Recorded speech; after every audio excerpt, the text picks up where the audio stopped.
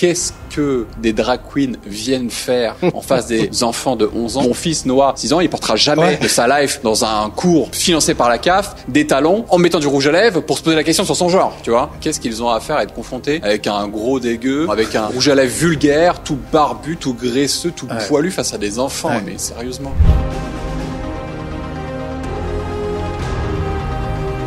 Oui, il y aura toujours des Denis, 60 ans, qui materont des pornos de filles de 18 ans, qui sont prêts à payer peut-être des centaines d'euros pour qu'elles se dénudent rien que pour lui. Le fait que toi, tu commercialises ça, tu sais qu'en fait, tu vends rien. Tu n'apportes rien de bon dans ce monde en faisant ça.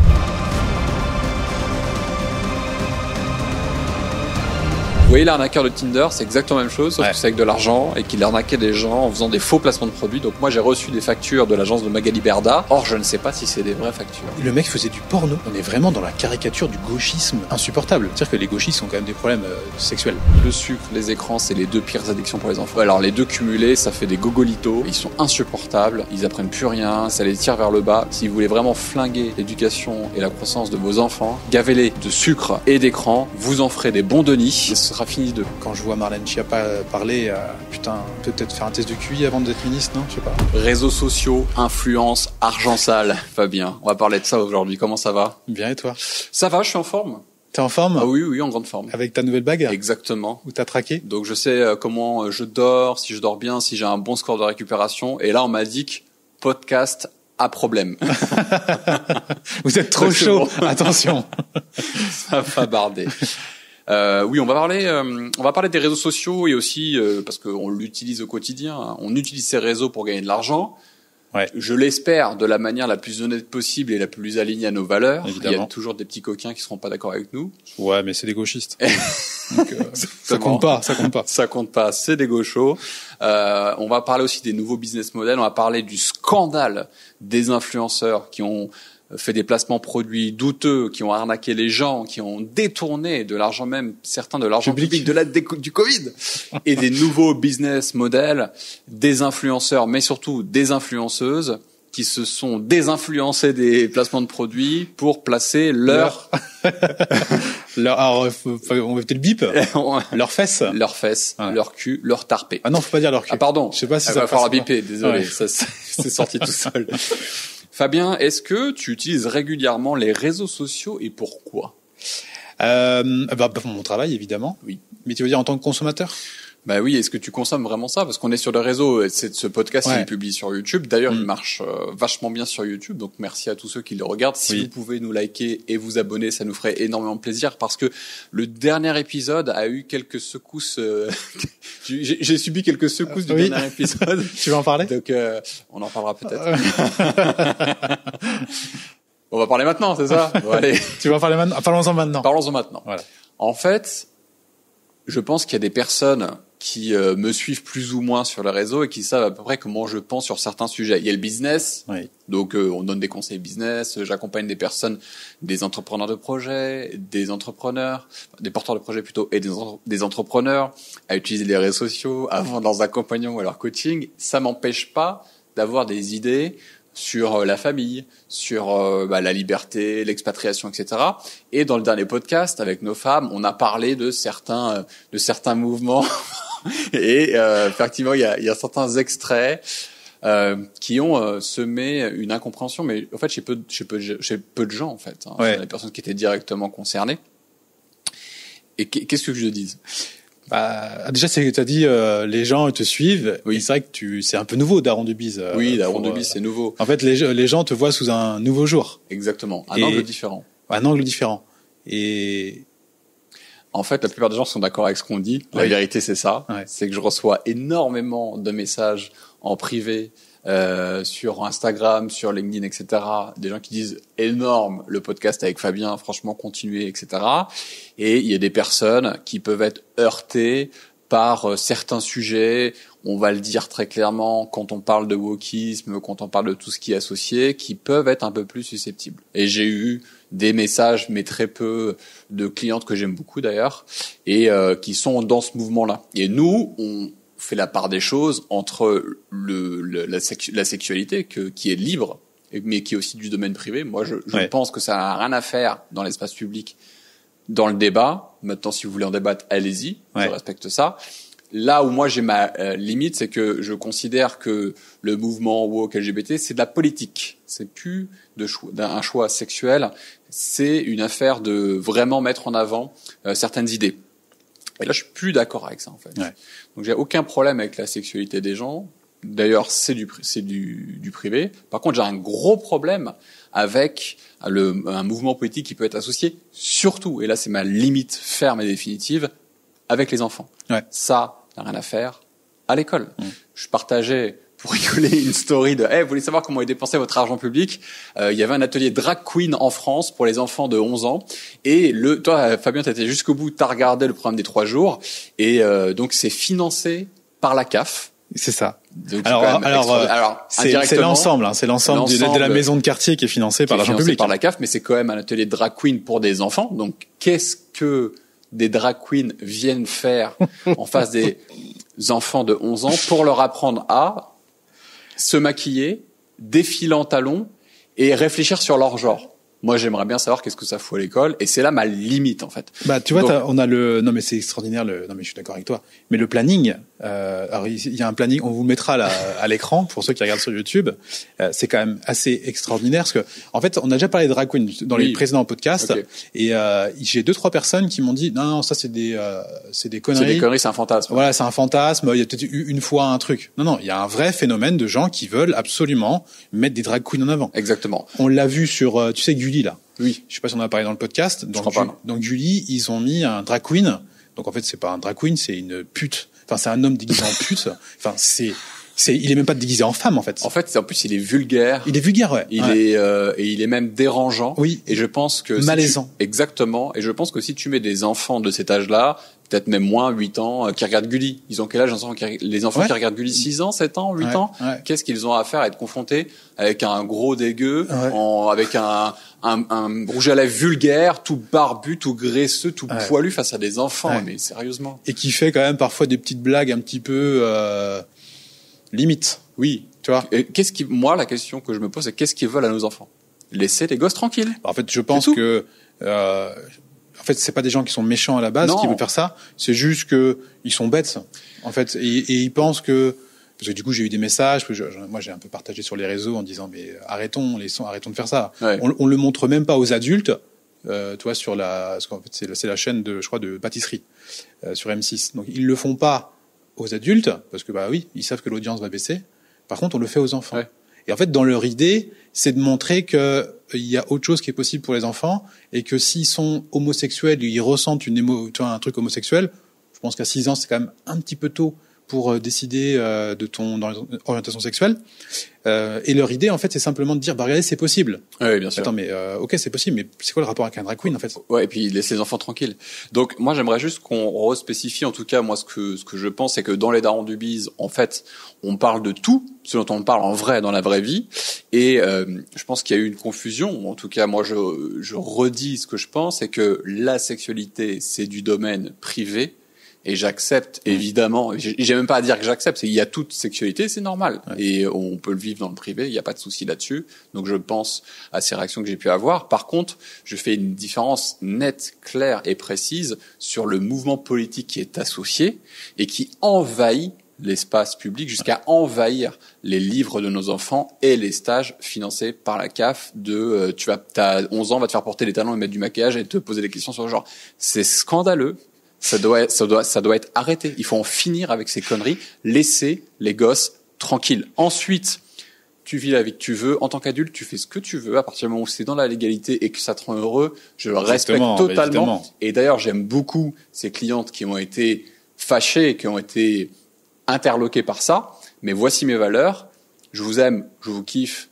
Et évidemment, qu'on vit comme on veut, avec la sexualité qu'on veut, dans le privé. Et ce mouvement politique-là n'a rien à faire chez nos enfants. Et ça, pour moi, je suis... Non, mais en fait, ce que tu dis, c'est évident. Non, mais il faut le dire quand même, tu vois. Ça n'a rien à voir. Qu'on dise pas, oui, regardez, il est homophobe, ou les machins. Mais ça n'a aucun rapport, en fait. Non. Ça n'a aucun rapport. C'est laisse mes enfants tranquilles. C'est ça que je te demande. Non, mais si les leur fais pas porter des talons. Mon fils, Noah, 6 ans, il portera jamais de sa life dans un cours financé par la CAF, des talons, en mettant du rouge à lèvres pour se poser la question sur son genre, tu vois. Tu penses que tu l'aurais pas envoyé en séance numéro 1, créer son personnage nom de drague, genre et code. Non, mais qu'est-ce que c'est que ces conneries? C'est honteux de faire ça. Et personne ne dit rien. Séance numéro 2. Marche en talons et défilé. Regard et expression. En fait, en plus, tu sais ce qui est dérangeant? C'est la sexualisation des enfants. Ouais, et c'est le vrai sujet. C'est le vrai sujet. Parce que, excuse-moi, mais mettre du rouge à lèvres, des talons, surtout quand on est un garçon, et se poser des questions sur son genre, c'est purement et simplement de la sexualisation des enfants. Ouais. C'est un scandale. Il faut arrêter avec ça. Je le redis, laissez nos gosses tranquilles. Maintenant, j'ai fait une précision parce que je pense que c'est important, parce que c'est vraiment mes valeurs. Et je pense que c'est un vrai danger. Ensuite, chacun fait ce qu'il veut. Ouais. Pour les adultes. Ouais, voilà, mais laissez les enfants tranquilles. Précision étant faite. On peut commencer ce podcast tranquillement. Voilà, on est déjà bien chaud. On est bien chaud. Je voudrais juste partager le truc que je t'ai envoyé hier sur le père américain qui a perdu la garde de son fils parce que sa mère a commencé un traitement pour que son fils de 8 ans commence à changer de sexe. 8 ans. Donc le gars, il a été porté plainte pour dire non mais faut arrêter vos conneries quoi. Et ça lui a coûté $150 000 de frais de justice. Et il a perdu la garde de l'enfant. Et le petit, on continue à lui donner des médicaments pour lui bloquer la testostérone. Mais là, depuis, il l'a récupéré, la garde. Ah, il l'a récupéré? Il a gagné son procès. Ah, il a gagné? Oui. Ah. Il a gagné son procès. Bah, attends, mais... non, mais à un moment donné, il y a un retour à la réalité. Oui. Mais moi, je pense que la mère devrait être poursuivie et emprisonnée pour avoir forcé un changement de genre. Alors, je sais pas ce que ça veut dire, mais avoir habillé son fils comme une fille, même à la maternelle, c'est qu'elle elle le traitait comme un. Oui, mais en fait, cette pauvre dame, on ne connaît pas le détail de l'histoire, mais vu qu'elle baigne dans toute cette bêtise ambiante, elle s'est dit, bah, ça se trouve en fait, il aimait bien jouer avec une poupée. Mon fils, en fait, je pense que c'est ça, c'est les nouveaux trucs. Ça se trouve en fait, c'est une fille. Et en fait, il le fait grandir dans tout ce truc de fille. Et à 8 ans, justement, le problème, c'est qu'un enfant, il est tellement façonnable. Son cerveau, il est immature. Donc, tu peux lui faire croire ce dont tu as envie. Elle était peut-être, en souffrance et en interrogation, mais pensons à son enfant, surtout. Oui. Mais tout ça, c'est à cause de la société qu'on laisse et en laissant des ateliers de drag queen pour les enfants. Tout ça doit disparaître. Il faut arrêter avec la sexualisation des enfants. Il faut arrêter cette présence-là et ce financement, il faut arrêter ça, d'accord ? Et après, on fait ce qu'on veut en tant qu'adulte, il n'y a aucun problème. Moi-même, mon grand-oncle, c'est le premier mariage homosexuel gay d'Espagne. Ah ouais ? Oui. Ah et donc, excellent. Oui, bien sûr. Et tous les deux, que j'aime énormément, font partie de mes proches et de mes intimes. Donc c'est pour ça, en fait, qu'il faut vraiment comprendre un truc, c'est que ça n'a rien à voir. Évidemment. Il y a tes relations personnel, émotionnel, sexuel, et tu fais ce que tu veux, et il y a un mouvement politique qui s'immisce chez nos enfants. Et ça, c'est pas bon du tout, et ça doit disparaître. Évidemment. Voilà, c'est tout. Précision simple, claire, nette et précise. Bon, pour terminer sur ce sujet, nous aussi, on a un oncle, avec Amélie, qui se déguise, parfois, parce qu'il est homosexuel, il s'amuse, il va en boîte, c'est son kiff, et ça me fait vachement marrer, je trouve ça cool qu'il s'amuse, mais par contre... non, pas avec nos enfants, quoi. Oui, tu vas pas faire la lecture en leur disant mets des talons, mets du rouge à lèvres, on va réfléchir à ton genre. Vis ta vie, va kiffer, fais ce que tu veux, du moment que t'es libre, t'emmerdes personne. Bien sûr. Et arrêtons d'emmerder nos enfants. Bien sûr. Et évidemment. Bon, c'est bon. C'est bon, je pense que c'est clair. Tout est clair. Je pense que les gens intelligents comprendront. Ceux qui veulent pas comprendre, faites semblant, mais en tout cas, on pourra pas vous avoir dit ce qu'on pense. On pourra pas nous empêcher d'avoir dit vraiment ce qu'on pense dans la mesure et la nuance. C'est toujours important. Voilà. Et j'embrasse mes clientes, même si elles décident de me faire la tête. Donc, les réseaux sociaux. Donc, on disait quoi sur les réseaux ? Eh ben, les réseaux sociaux, est-ce que tu les utilises toi personnellement ? Parce qu'on est présent sur les réseaux, c'est publié sur YouTube ce podcast, on est sur Insta, on est toujours comme des gogolitos d'ailleurs. Tiens, on va faire le test. Faites le test avec nous. Vous allez sur votre smartphone préféré. Nous, on a des iPhone 15, on est trop au top de la tendance. On aime bien claquer des ronds dans un smartphone qui est exactement le même depuis 3 ans. Ah non, j'ai le 13, moi. T'as le 13 ? Ah, pardon. 13. Excusez-moi. Non, donc, on va dans quoi ? On va dans temps d'écran. Vous allez dans temps d'écran. Putain, la moyenne, horrible. Et vous allez nous dire combien de temps vous passez sur les réseaux sociaux. Vous faites le test de voir toute l'activité et c'est pas beau à voir. Tu cliques où après qu'on sache sur mais là iPhone. on est sur tu fais sur temps d'écran et tu cliques sur les applications en dessous de la courbe là. Il y a un petit menu. Il y a un petit menu sur voir toutes tes activités. Ok. Donc voilà, t'as la semaine, t'as le jour, et c'est pas beau à voir ça. Et sur la semaine, donc c'est quoi ? C'est sur 7 jours ? Non, c'est juste sur la semaine. Là, c'est sur la semaine. Donc il faut mettre jour. Donc par exemple prenons hier. Oui. Faut prendre hier parce que tu n'auras pas les bonnes stats sinon. Donc, combien de temps sur Instagram? 2h16. 2h24. Combien de temps sur YouTube? 6 minutes. 49. Combien de temps sur LinkedIn? 6. 45. J'ai publié un post. Ouais, ça joue. Combien de temps sur WhatsApp? 1h22. 39 minutes. Après, c'est de la navigation et Ultra Human, 14 minutes? 5 mois. 5 sur ça? Très bien. On en reparlera de notre petite bague. Hein. C'est pas une petite bague pour... gadget. Ouais, c'est plus que gadget. Hein, parce que Non, je dis c'est pas une bague gadget. Ouais, c'est pas une bague gadget. Et un peu de méditation sur Headspace. C'est vrai que moi, je passe beaucoup de temps sur Instagram. Plus de 2 heures par jour, sur toute la semaine. Ouais. 2 heures de moyenne. Je me demande qu'est-ce que je fous sur Instagram. Ça consomme du temps, ces conneries. Hein. Donc, je pense que moi, je suis actif aussi. Je réponds à tout le monde. C'est ça. Toi, tu réponds, c'est bien. Après, c'est bien. Voilà mon point de vue. Si tu es sur Instagram et que ça ne te rapporte pas d'argent, qu'est-ce que tu branles sur Instagram? Ouais. Qu'est-ce que tu fous sur YouTube? Qu'est-ce que tu fous sur Facebook? On l'utilise parce que ça nous rapporte de l'argent. Ouais. Et tous ceux qui l'utilisent, voilà, de manière sporadique, de temps en temps, 10 minutes par jour, bon, bah tant mieux. Amusez-vous, c'est de la bonne, c'est de la distraction si vous le faites bien, etc. Mais si vous passez comme nous 2 heures par jour et que ça vous rapporte walou, c'est qu'il y a un problème quand même quelque part dans l'équation. Ouais. D'ailleurs, on n'a pas mis TikTok parce qu'on n'y va pas. On n'y va pas, ouais. On publie dessus beaucoup. Ouais. Moi, j'ai 150 000 abonnés et je n'ai pas l'application. Ah oui, 150 000 abonnés. 37 ans, TikToker professionnel. Si on m'avait dit ça, je pense que ma conseillère d'orientation aurait été fière de moi. C'est ça. Ouais, dis donc, bravo. Bravo. Franchement, c'est bien. Hein. Cassos, d'accord. TikTok, moi, j'y avais été l'année dernière. En fait, TikTok, c'est toujours été le truc de Cassos. Pour moi, dans ma tête, je veux pas y aller. Il y a eu une première vague il y a quelques années. Il faut aller sur TikTok, faire de la création de contenu. Ça n'a pas pris. Il y a eu une deuxième vague l'année dernière. On a commencé à dupliquer nos contenus Instagram sur TikTok. Et j'ai eu quelques réels qui ont bien cartonné. Et j'étais content parce que je les avais bossés. Donc, et puis je me suis rendu compte que de toute façon, le niveau de qualité est tellement faible que j'ai lâché l'affaire. Enfin, j'ai lâché l'affaire. Je mets pas d'énergie là-dessus. Et j'ai commencé à devenir un peu consommateur. Et ouais, je me suis vite laissé prendre. Un truc qui m'arrive jamais, c'est de rester sur mon téléphone pendant 1 heure et faire ça. Ouais. Ça m'arrive jamais. Jamais de la vie je fais ça. Et ben, je me suis surpris une fois sur TikTok. Putain, ben ouais, ça fait longtemps que je suis sur mon téléphone là. Tu vois.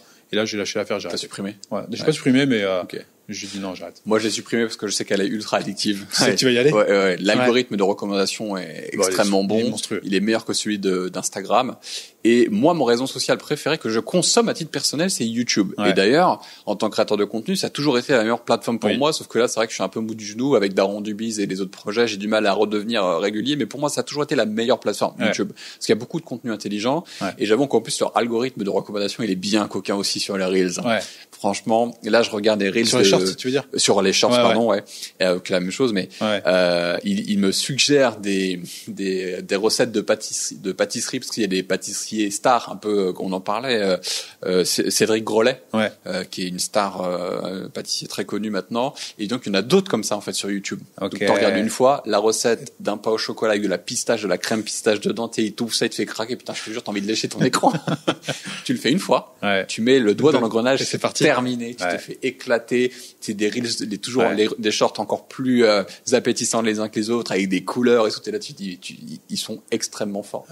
Et d'ailleurs, c'est partie de notre stratégie pour les darons du biz, parce qu'on va partager les coulisses là. Le premier score sur les darons du biz en 3 semaines de création et de publication de ce podcast, on a cumulé plus de 800 000 vues et écoutes. Plus. Bah là, on a plus d'1 million. Là, je parle des 3 premières semaines. Là, on a plus d'1 million avec les shorts notamment qui nous poussent beaucoup, les écoutes sur YouTube. Donc, merci de regarder sur YouTube et de vous abonner si vous nous aimez bien. Ça nous fait plaisir. Et sur toutes les autres plateformes. Donc, on est sur un petit succès. Ouais. Bien, on est sur une bonne direction, là. Ouais. Alors, pour être transparent avec les gens, pour qui créent du contenu, c'est bien transparent de savoir comment on arrive à 1 million. Il faut savoir que c'est 2-3 vidéos qui nous font monter au million. Il y en a une sur TikTok qui a dépassé les 500 000. Sur Insta, je crois qu'elle est à 200 000, la même. Donc forcément, c'est déjà 700 000 vues. Oui. Donc c'est de la petite vue. Mais par contre, sur YouTube, sur le format long, c'est ça qui est le plus intéressant, évidemment. On a la toute première qu'on a postée qui a 63 000 vues. 63 000 vues. Et les autres, 5, 8, 3, 1. Et la dernière avec nos femmes qui, je suis déçu, je pensais qu'elle prendrait plus. Il peut continuer à prendre. Peut-être qu'on change le titre, à voir. qui est à 6,3 en 5 jours, ce qui est très bien. Hein. C'est quand même des podcasts de 2 heures. C'est-à-dire qu'il y a quand même 6000, un peu moins de 6000 personnes, mais qui vont écouter un podcast de 2 heures de personnes qui connaissent qu'à moitié, parce que la chaîne est nouvelle, donc on a un nouveau public qu'on captait pas aussi dans nos audiences. C'est pas mal du tout. Ouais, c'est très bien. Donc, en gros, quand on démarre comme ça, on va pas faire 63 000 vues à chaque vidéo, mais c'est bien d'avoir, et je m'adresse à ceux qui créent du contenu en premier, faut avoir un truc putaclic. Un truc qui amène du monde. C'est-à-dire que c'est tout venant, les gens viennent voir, et après les rediriger vers du contenu quand même qui est un peu plus de qualité, quoi. On va parler des enfants parce que c'est quand même un sujet qui revient souvent, des darons, faut pas l'oublier. Est-ce que tu autorises tes enfants à aller sur les réseaux sociaux et pourquoi? Oui, moi, ils vont sur les réseaux. Alors, ils ont 6, 8 et 11. Alors, ils créent du contenu sur les réseaux. Ce qui est quand même à noter. Ouais, on en a déjà parlé dans un podcast. Allez sur la chaîne Instagram. Ouais. Et comment il s'appelle? Arthur et Gaspard. Arthur et Gaspard. Ils sont que sur Insta. Pour suivre les aventures des terroristes, Terroristes, ouais. Terroristes, ouais. Mon fils a fait un featuring avec eux. Il est invité dans 2 vidéos. Cet été. Ouais. Et d'ailleurs, c'est l'une des dernières vidéos qu'ils ont fait. Je sais plus si on en a parlé, si on a parlé en privé ou en public, je sais plus trop. Mais ils ont arrêté, là. Et je pense que c'est l'école qui les a, depuis qu'ils sont à l'école, ils sont moins créatifs. Ouais. C'est un truc de fou. Ils sont dans leur routine déjà, là. Ouais, ils sont dans leur routine. Ils sont complètement aspirés par le truc. Ouais, en fait, ils sont vraiment dans une mauvaise routine. Le matin, en fait, ça leur pompe beaucoup d'énergie. Je pense que l'école, ça déglingue la créativité. Je voyais encore un de mes menteurs, il m'envoie une photo hier de la poésie, Le lièvre et la tortue. Il me dit, putain, je dois faire apprendre ça à mon fils ou à ma fille, et je fais que de penser à toi. Parce qu'en fait, moi, sur mon podcast tout seul, No Filter, je leur dis, mais ça n'a aucun sens d'apprendre une poésie par cœur. Déjà, pour la mémoire, prouvez-moi scientifiquement qu'il est utile d'avoir une meilleure mémoire en apprenant un truc par cœur. 2, en fait, même un adulte n'est pas capable de comprendre une poésie de Jean de La Fontaine. Pourquoi? Parce que c'est un mec quand même du XVIIe siècle. On est au XXIe. C'est pas du tout le même environnement, c'est pas du tout le même code, c'est pas du tout les mêmes mœurs. Et on ne fait pas apprendre ça à des adultes, on fait ça apprendre à des enfants. Donc ça n'a aucun sens. Ouais, c'est un vieil héritage. En fait. Mais je me souviens à l'époque, donc moi aussi je les apprenais, j'imagine que toi aussi. Ouais. Et je me souviens quand même d'une époque où on prenait le temps de faire des explications de texte, où on expliquait le contexte, etc. Oui. Mais je pense que c'était une époque où l'école tenait encore à peu près la route, où le QI, progressait encore. Maintenant aujourd'hui il régresse, c'est quand même fou. Donc c'est quand même un fait scientifique important. Donc ça pouvait avoir encore un petit peu de sens, mais aujourd'hui effectivement ça sert à rien. Après peut-être que les profs l'expliquent encore, tu vois. Mais en même temps, si t'as pas le contexte général de l'époque, de Louis XIV, en fait, il faut connaître l'histoire, tu vois. Moi, ça va me faire marrer parce que je connais l'histoire. T'es un passionné. Je suis pas un passionné, mais je connais. Qu'est-ce qu'il est humble, mais regardez-le, mais donnez-lui des likes sur nos filters, putain, mais mettez-lui 5 étoiles. Non, j'aime bien l'histoire. J'aime bien notamment l'histoire de Louis XIV et tout. À chaque fois que je te pose des questions, t'es en train de m'apprendre des trucs de ouf. Vous deux, avec Amélie, vous êtes des passionnés, alors en tout cas des amateurs. Oui, des amateurs. Disons des amateurs. Donc c'est bien en effet, quand tu connais l'histoire de Louis XIV, de Versailles, comment ça a été fait, des mœurs, comment la cour elle bouge autour de Louis XIV. C'est marrant en effet d'avoir une petite poésie que même moi je pense que je comprendrais même pas tout, parce qu'en fait il faudrait avoir un dico, parce qu'à un moment ils emploient un terme que tu connais pas, ou ils emploient un contexte que je connais pas, tu vois, parce que évidemment qu'on connaît pas tout. Donc à un enfant, mais c'est bien de leur faire apprendre notre patrimoine, mais il faut leur donner envie. Bien sûr. L'enfant, Jean de La Fontaine, il l'aime pas, en fait. Il n'a rien à carrer de Jean de La Fontaine. Je me souviens, moi, quand j'étais en collège, alors c'était un collège privé catholique presque que de nom, c'était le collège Jeanne d'Arc, à Melun. Et j'avais eu pendant 2 ans, en 6e et en 5e, un cycle entier sur la mythologie grecque. Ouais. Avec toutes les histoires de tous les dieux et déesses, etc., tous les contextes, l'affiliation, parce que putain c'est un arbre généalogique sans fin. Ouais. Et j'ai trouvé ça passionnant. Ouais. Et pourtant on y est rentré reculant, tu vois. Mais on avait un prof qui était passionné, qui prenait le temps, et on a fait ça pendant 2 ans, tu te rends compte. Ouais. Donc en fait il faudrait vraiment que ce soit un programme étalé avec un vrai contexte et pas juste apprendre une poésie et ferme-la, ça n'a aucun sens. Ouais. Et avoir été bercé là-dedans, ça m'a beaucoup aidé pour la mémoire, puisqu'il y avait des livres à lire qui expliquaient toutes les histoires.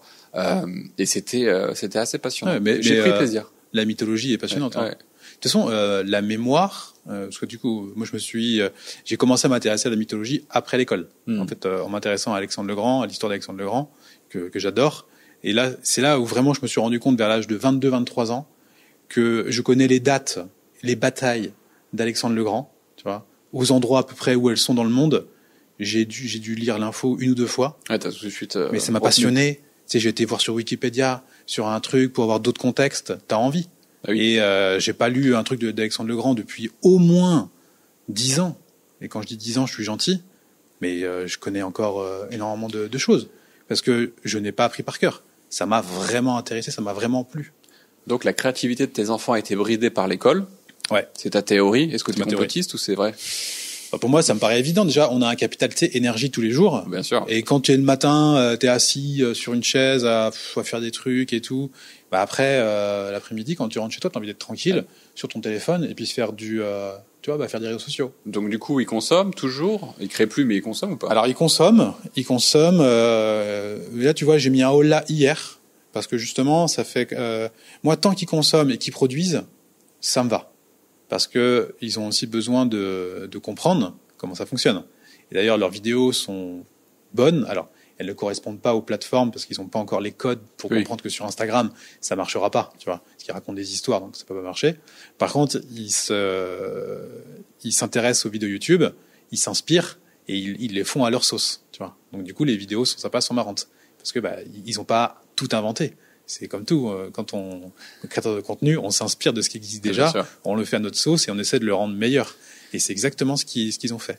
Et là, Arthur, qui a 11 ans, il a eu un ordinateur à Noël, il passe beaucoup de temps à regarder que des contenus vidéo, mais pas forcément hyper intelligents, tu vois.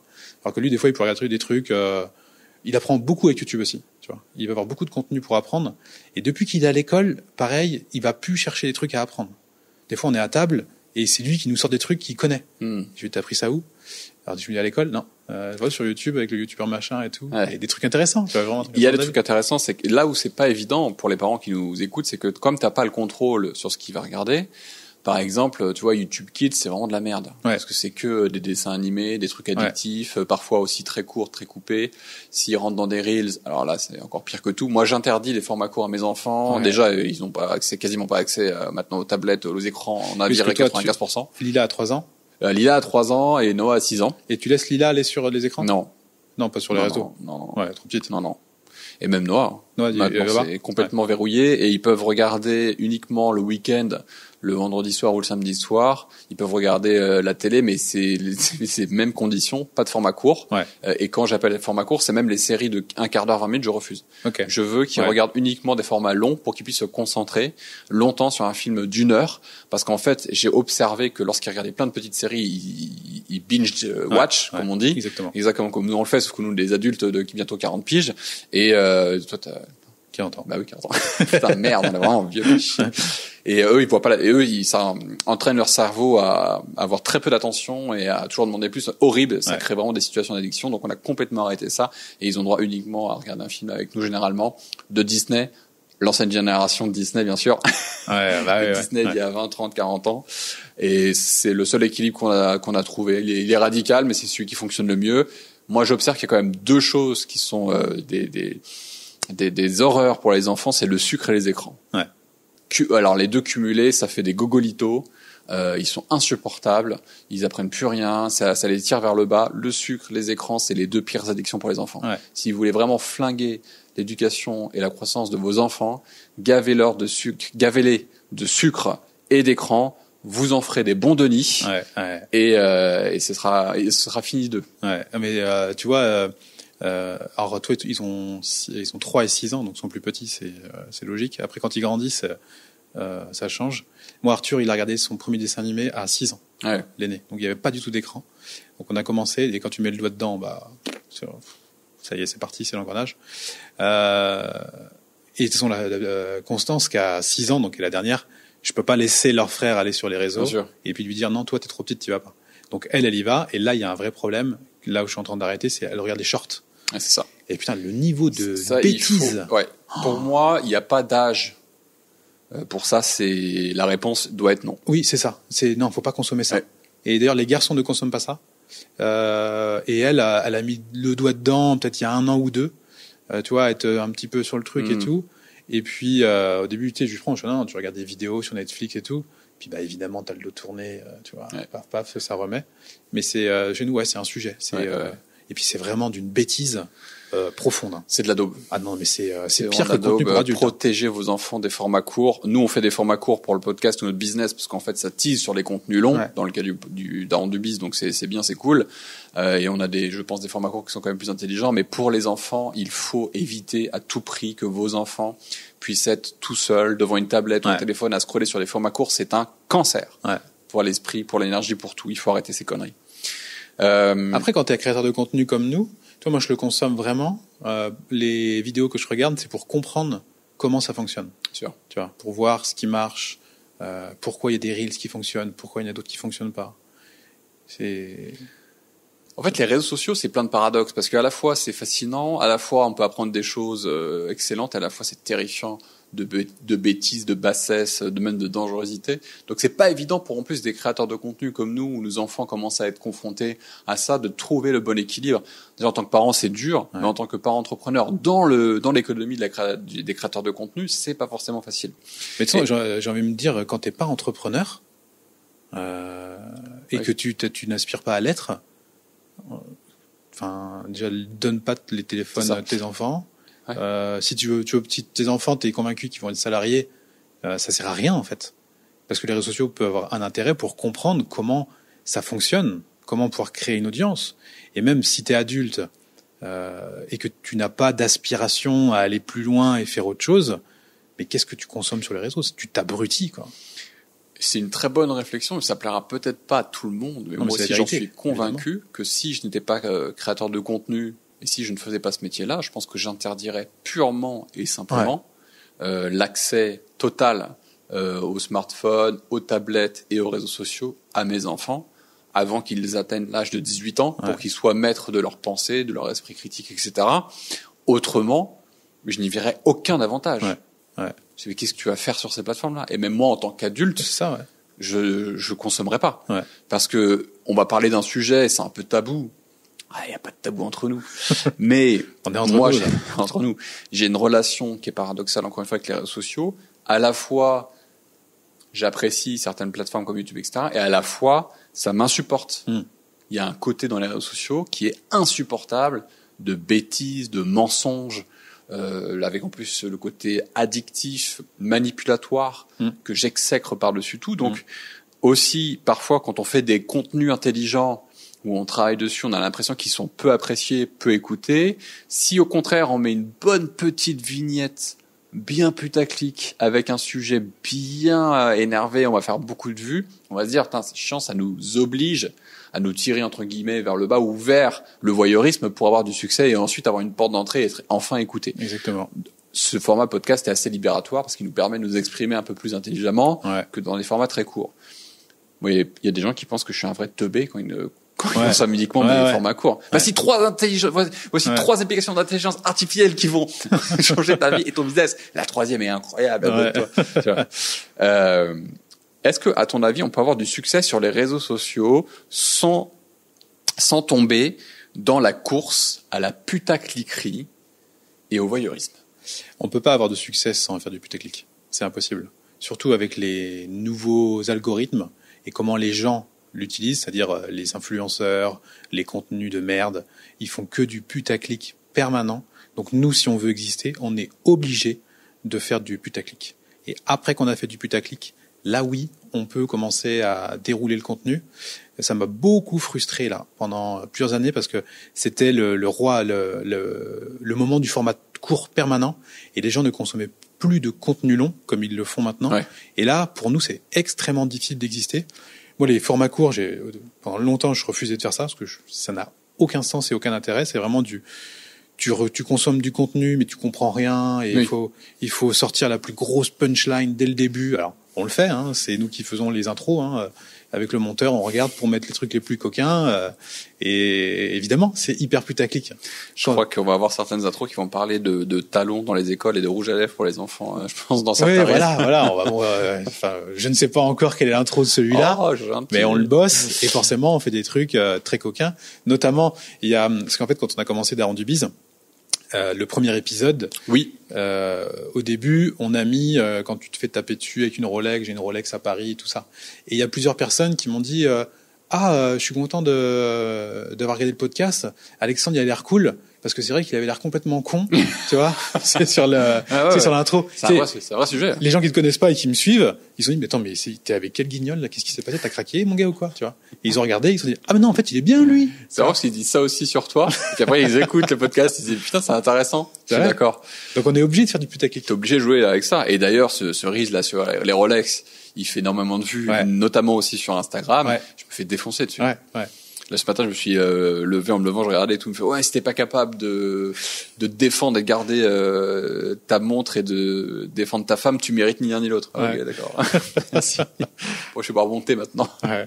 Et on se fait tacler parce que notre monteur a mis pour le mec qui voulait, j'avais pas fait gaffe au début. Non plus. C'est sûr qu'on aurait pu l'éviter et encore que c'est que en fait c'est un noir qui a une cagoule. Oui. Donc du coup, en fait, les gens disent mais pourquoi vous avez mis un noir avec une cagoule? C'est vraiment raciste. Oui, c'est vrai. Alors moi, j'aimerais qu'on m'apporte la réponse à cette question. Du coup, qu'est-ce qu'on doit mettre? Oui. Donc réfléchissez bien à la question.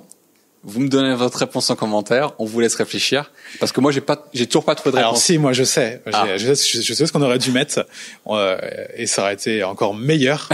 Et ça, c'est dommage, c'est fait. On aurait dû mettre la pub. Il y a une pub d'alarme. Je sais pas si tu connais cette pub. Oui, je sais de quoi tu vas où parler. En fait c'est le méchant, cagoulé, c'est un vieux qui a une grosse moustache blanche, tu vois, un blanc. Et c'est lui qu'on aurait dû mettre. C'est vrai. Vois. Comme ça les gens ils auraient réagi. C'est vrai. Comme ça pas d'ambiguïté, vous nous faites pas suer. C'est ça. Nous on vous a mis. C'est ça. Il est connu évidemment que les malfrats sont. Des Robert et des Francis de 50 exactement. ans. En surpoids. Exactement. Pour courir vite après un vol à l'arracher. Et du coup, en plus, moi, j'ai été insulté aussi, je crois hier sur ça, en disant vous auriez pu mettre des fromages blancs. Oui, j'ai pas trouvé ça très sympathique. Oui, on est habitué, ce que tu veux, c'est pas. Ouais. Moi, j'ai volé beaucoup de monde dans ma vie aussi, c'est bien connu. Alors, donc, est-ce que toi, tu prends du plaisir maintenant aujourd'hui à créer du contenu sur les réseaux? T'as eu le passage à vide des formats courts qui ont été assez drainants psychologiquement et énergétiquement parlant. Ouais. C'est vrai qu'à un moment donné, on s'est forcé, on s'est plutôt trouvé un équilibre pour le faire. Enfin, moi, en tout cas, j'ai bien surfé sur cette vague, je vais pas me le cacher. Et aujourd'hui, je trouve que les formats courts sont toujours un excellent format de découverte et un excellent format pour commencer à fédérer une communauté très rapidement. J'en ai allègrement abusé en 2023. Ouais. J'ai eu des centaines de clients grâce à ça. Je continue à le faire en 2024, en plus de ce long format. Et ça fait longtemps que j'attends de faire un format long. Fabien, je suis très content qu'on ait fait ça ensemble parce que franchement, ça m'a saoulé. Ça fait des années que je vais en faire un. Et ça, c'est cool. Mais est-ce que tu prends du plaisir, toi, à créer du contenu maintenant sur les réseaux sociaux aujourd'hui? Maintenant, oui. Maintenant, maintenant, ça, je kiffe faire Daron du Biz. Je kiffe après bosser sur le sujet. Je regarde tous les, évidemment, quand le monteur il m'envoie, je regarde tout entièrement, clac, pour que ce soit toujours nickel. Parce qu'en plus, c'est marrant, c'est nouveau. Après, il faut que je fasse attention de ne pas m'essouffler et de garder le rythme. Et puis, ça marche. Ouais, c'est ça. Ça marche. C'est un truc que je dis souvent à ma femme, c'est qu'à un moment donné, elle fait un truc, elle fait un webinaire, ça marche pas, ou un lancement de produit, ça marche pas. Elle me fait, putain, mais j'aime pas ça, j'ai jamais aimé ça. Et je lui dis, mais si t'avais gagné 100 000 euros, là, à la place de 5 000, est-ce que tu aimerais ça? Elle me fait, beaucoup plus. Voilà. Là, je pense que le succès est une composante très, très importante sur le niveau de motivation à continuer et à faire, en fait. On sous-estime beaucoup ça. Ouais. En fait, c'est la méritocratie. Ouais, c'est ça. C'est qu'en fait, tu fais du bon travail, tu bosses, et tu es récompensé. C'est le principe de la vie. C'est un peu réac. Ouais, c'est ça. Les gens sont pas habitués. Ouais. On leur donne de la visibilité sans, sur les médias ou autre, sur une connerie ou sur les meufs qui montent leur cul, qui ont encore des sujets un peu différents. Mais là, tu es récompensé d'un travail que tu juges plutôt bon, parce que je pense que ce qu'on fait est bon et on apporte quelque chose avec notre contenu. On n'est pas en train de faire de la putacliquerie. Exactement. On donne quand même, enfin, selon moi, du contenu de qualité et ça aide les gens parce que les gens nous le disent. Donc c'est gratifiant pour nous parce qu'on se sent utile. Les gens nous disent merci. C'est vrai. C'est génial. Ils nous disent merci. On passe un bon moment. On est récompensé parce que on fait des vues. Forcément, on fait des vues, ça attire des gens vers nous, ça fait des prospects, ça fait des clients. Le cercle, il est totalement vertueux. Donc, évidemment que je prends du plaisir actuellement à faire du contenu sur les réseaux. Je prenais aussi du plaisir au tout début, 2014, 2016. Et là, il y a eu un creux, là. Le creux le creux où les influenceurs ont débarqué. Ah, et ben on va en parler, ça tombe bien. Putain, eux, ça a été insupportable parce qu'ils nous ont vraiment pris toute la visibilité. Ouais. C'est-à-dire que nous, on était là en train de créer du contenu pour aider les gens. C'est-à-dire que chaque post Instagram, c'était 3 trucs vraiment qui vont t'aider à améliorer la relation avec tes enfants. Et puis là, t'as une grognasse qui commence à débarquer, qui raconte sa vie, tout ça. Tu te dis, putain, mais c'est insupportable. Une gauchiste qui te dit, mais non, n'achetez pas des programmes sur Internet. Ils veulent votre pognon. C'est pas vous qui veulent aider. Tu sais, ta gueule. C'est insupportable. Et donc, en fait, les gens, vu que c'était nouveau, ils sont partis, tu vois, là-bas. Ouais. Ils sont partis de façon massive là-bas. Et ils se sont bien fait niquer. Évidemment qu'ils se sont fait niquer. Donc là, ils reviennent. Nous, en même temps, le problème, c'est que pour exister aussi, il a fallu montrer une partie de notre vie que j'avais pas forcément envie de montrer. Ouais. Tu vois. Après, on n'est pas revanchards. On les accueille de nouveau avec grand plaisir. Évidemment. Tout le monde a le droit de se tromper. On les accueille. Revenez dans le droit chemin, s'il vous plaît. C'est ok. Donc, il y a eu cette période pour moi qui a été assez difficile. Et ce qui m'énervait profondément, vraiment, c'était que pour faire du contenu qui cartonne, il fallait faire des trucs de merde. Oui. Ça m'énervait profondément. En fait, on est arrivé à la fin d'un cycle, parce que ça tombe bien, c'était le sujet aussi de mes prochaines questions, donc magnifique transition. Il y a eu l'ère donc des influenceurs à partir, je crois, de 2018-2019, il y a eu plein de placements de produits, etc. Et j'ai même fait un placement de produit, moi, avec des gros influenceurs pour vendre mon livre. Ouais. Et quand ils ont reçu ça chez eux, c'était bizarre, parce qu'ils savaient pas comment s'en servir, comment il faut ouvrir. Ils avaient quand même mis des post-it pour faire semblant. Oui, c'est ça. Et il fallait décoder les hiéroglyphes là, à l'intérieur, donc c'était nouveau pour eux. C'est dans l'autre sens. Comment agir. C'est quel sens? Donc voilà, mais ça va quand même rapporter. On peut dire qui c'est ou pas? Mais je me souviens plus de leur nom. Ça va pas. Il y en a qui est très connu. Il y en a qui est très connu. Il y en a qui est très très connu. Il y en a qui s'est fait ban d'Instagram pour pseudo escroquerie. D'ailleurs, je pense qu'il a des gros problèmes en ce moment financièrement. Il a rendu la Bugatti. Apparemment, je sais pas comment il se démerde, parce que j'ai été le voir. Tu m'en as parlé il y a quelques mois, et il est de retour. Bon, je sais pas. Il a plein de bagnoles devant chez lui. Oui, non, mais de toute façon, ces gens-là sont c'est pire que des chats. Ils ont plus que 9 vies et ils rebondissent ils rebondissent plus facilement sur leur part que n'importe qui, tu vois. Je me souviens quand il avait fait, c'est pour ceux qui connaissent pas, c'est Laurent Billonnaire. C'est ça. Quand il avait fait ton livre, et évidemment, il avait fait la vidéo le lendemain où il avait reçu le livre. Gars, t'as jamais lu le livre de ta vie. Non.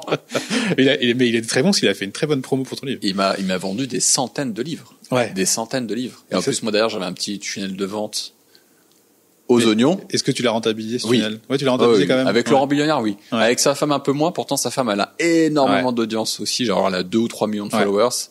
Et je me souviens à l'époque, j'avais payé 2000 €, je crois, la story, ou 2005. Mais honnêtement, elle a l'air assez, je connais pas ses valeurs. Elle a pas l'air d'être une personne dangereuse ou relou, etc. Je pense qu'elle vit sa vie. Elle fait ce qu'elle peut. Je pense que c'est pas facile d'être autant exposé que ça. Lui m'a paru aussi sympathique. Ouais. Je pense que dans le biz, il a dû faire quelques dingueries et quelques erreurs avec son niveau des NFT.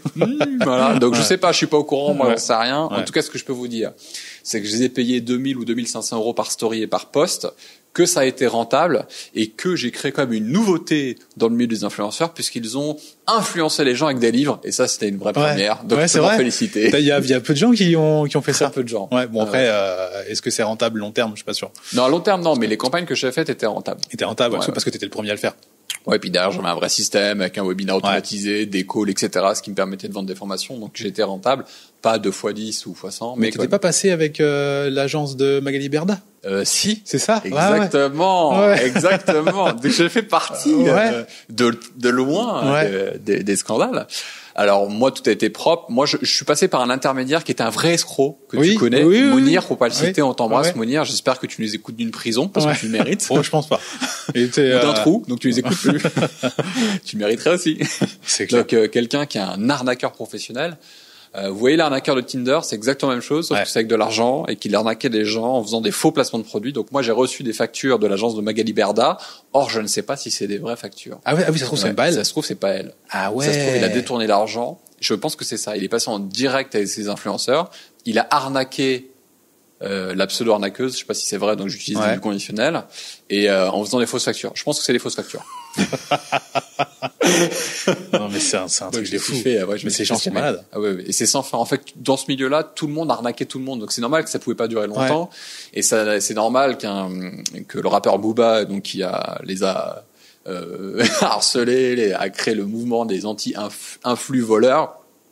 Mais il fait un business, comme il est fort. Ouais. Il a réussi à tuer un business qui valait des centaines de millions d'euros quand même.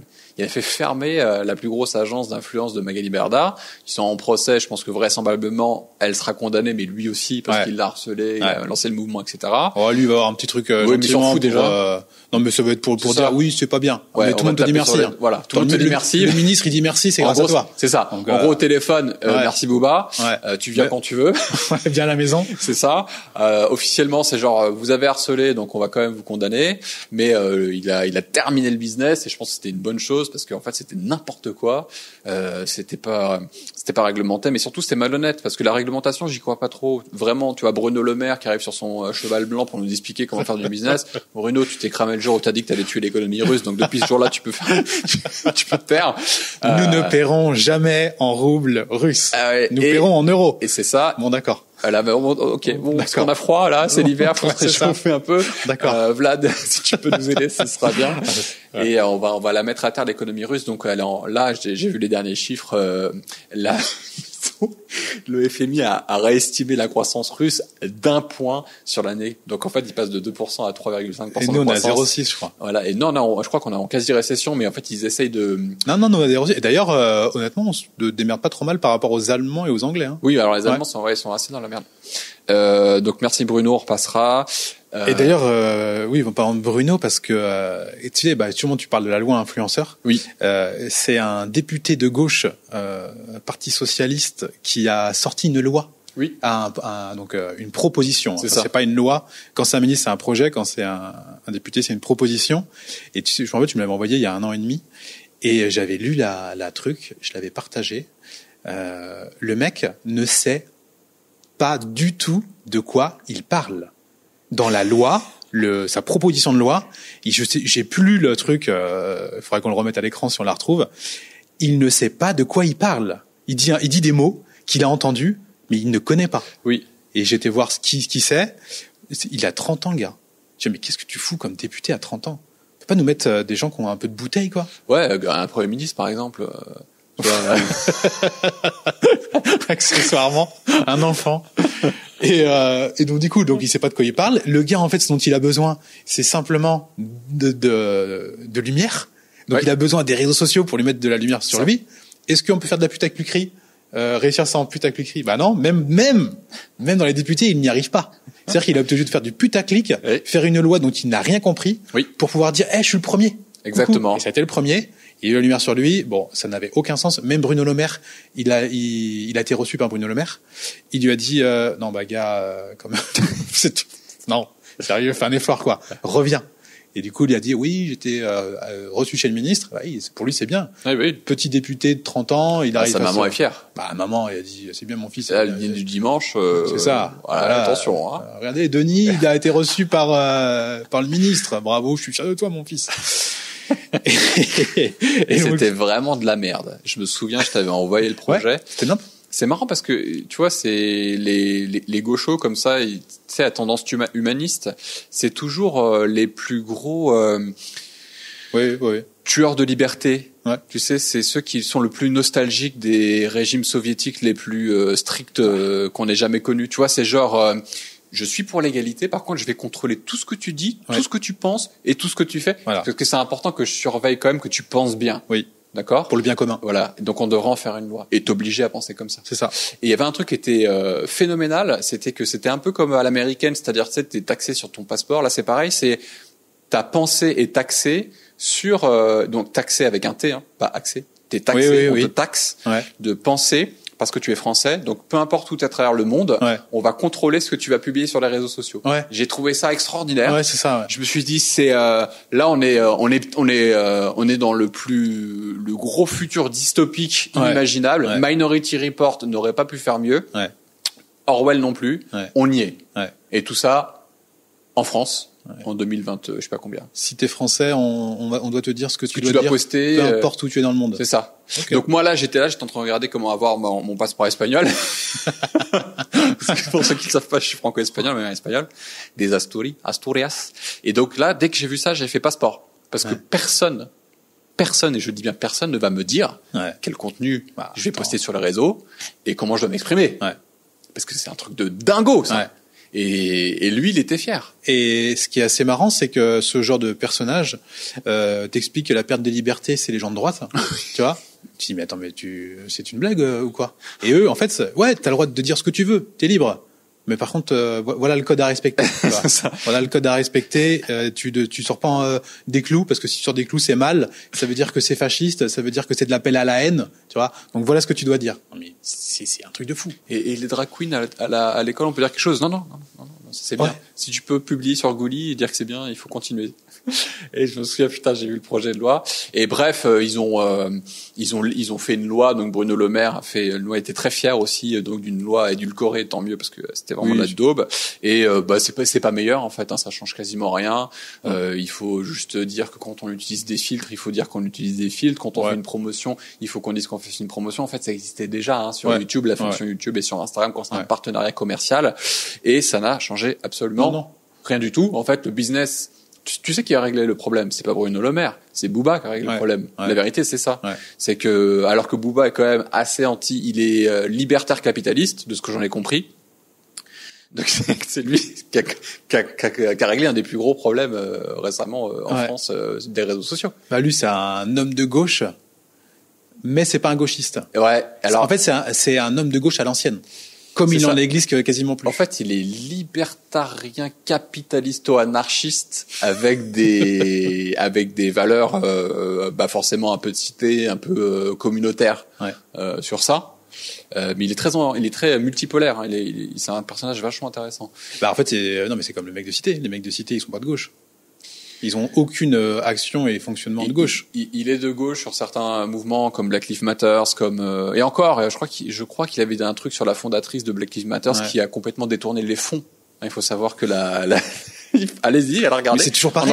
On n'en parle pas beaucoup, mais je vous encourage à aller regarder le mouvement Black Lives Matter. Vous regardez la fondatrice. On peut fact-checker. Vous pouvez fact-checker tout ce que vous voulez. Elle a détourné des millions de dollars de la cause. Donc c'est pour ça il faut toujours se méfier. Et quand on vous dit méfiez-vous, attention, quand c'est un peu trop émotionnel, quand c'est un peu trop évident, et les gens qui ne réfléchissent pas vont dire t'es homophobe, t'es raciste, machin. Non, c'est juste en fait derrière c'est des enculés en fait qui te manipulent totalement et qui en fait vont dire on s'occupe de tout, donne-moi un peu d'argent quand même parce que j'ai des choses à acheter, je prends pour moi, t'inquiète pas, je m'occupe de tout.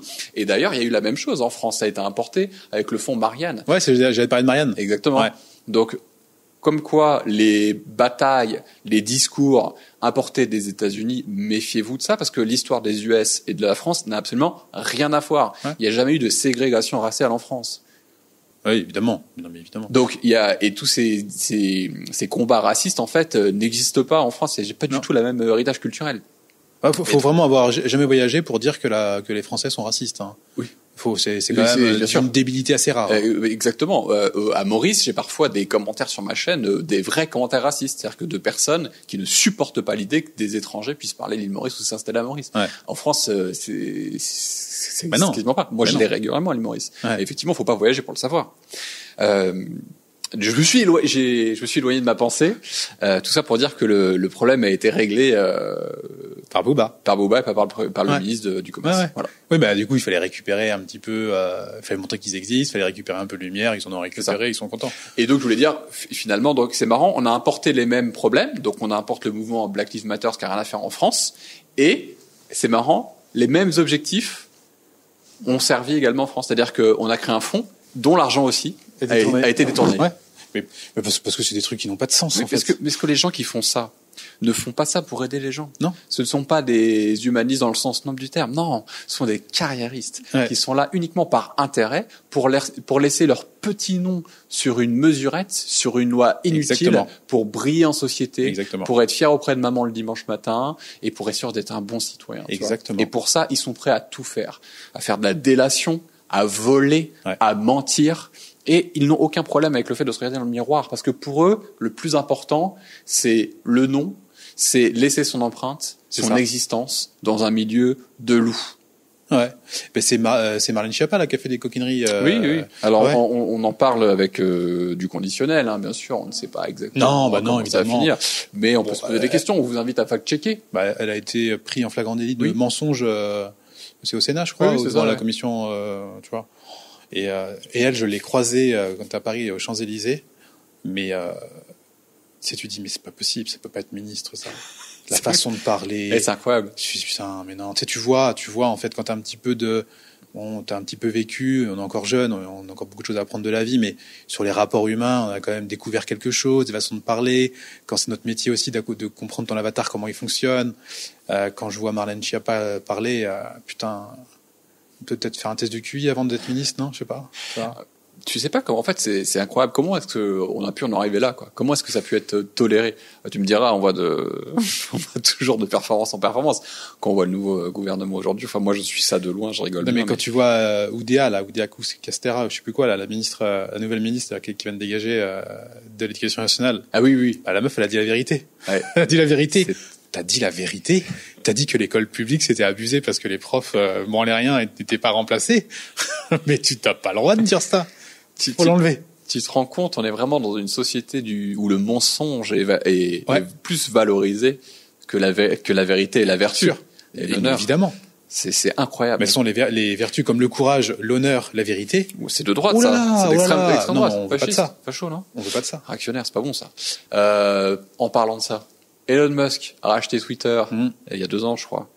À perte, vraiment rachat de merde. Il a merdé. Il a merdé. D'ailleurs, il est dégoûté, hein. Oui. Ouais. Je pense que c'était pas le bon move. Bon, c'est pas grave. La plateforme est devenue un peu plus fun, justement. Ouais. Est-ce que c'est une plateforme d'extrême droite? Est-ce que tu penses que la liberté d'expression est à géométrie variable sur les réseaux sociaux? Je sais plus si je l'ai raconté cette histoire. Si, je l'ai dans tout le premier podcast. L'inspection nationale, quand elle est venue chez nous, notre inspectrice, en fait, a quitté Twitter là où elle était très active en partageant du contenu de Télérama et compagnie. Je crois que c'est le 8 octobre, le 8 novembre, qui est le jour où Twitter a racheté. Elle est partie en disant c'en est trop. C'en est trop, je m'en vais. Parce que évidemment, quel facho, Elon Musk. C'est ça. Et quand tu vois comment il s'appelle sur le quotidien là, le journaliste Jean-Michel Apathy, qui dit clairement à la télé, je haïs ce type, je le déteste, tu vois. Oui. Attends, gars, attends. Tu parles d'Elon Musk, tu parles après de l'humain sur Terre qui a fait les trucs les plus fous, tu vois. Vraiment, hein. Et lui, dans 30 ans, on lui fera des statues partout dans le monde. Hein. Exactement. Il a une vie incroyable. Comme tout génie comme ça, oui, c'est un déglingo. Évidemment. Tu peux pas être normal. Tu peux pas être calibré comme l'ensemble de la population quand tu vois tout ce qu'il est capable de faire. Ah, tu peux pas être calibré comme un Jean-Michel Apathy. Non. Ah, ça c'est sûr. Parce tu peux pas être calibré comme Jean-Michel Apathy qui explique. T'as pas invité PayPal, qui est une des plus grandes révolutions du e-commerce et du système de paiement mondial. Tu peux pas non plus avoir créé Tesla, d'avoir SpaceX, Neuralink, le premier implant dans le cerveau d'un être humain quand même, qui vient de faire. Ouais. Non, mais Internet par satellite. Comment ça s'appelle son service Internet par satellite?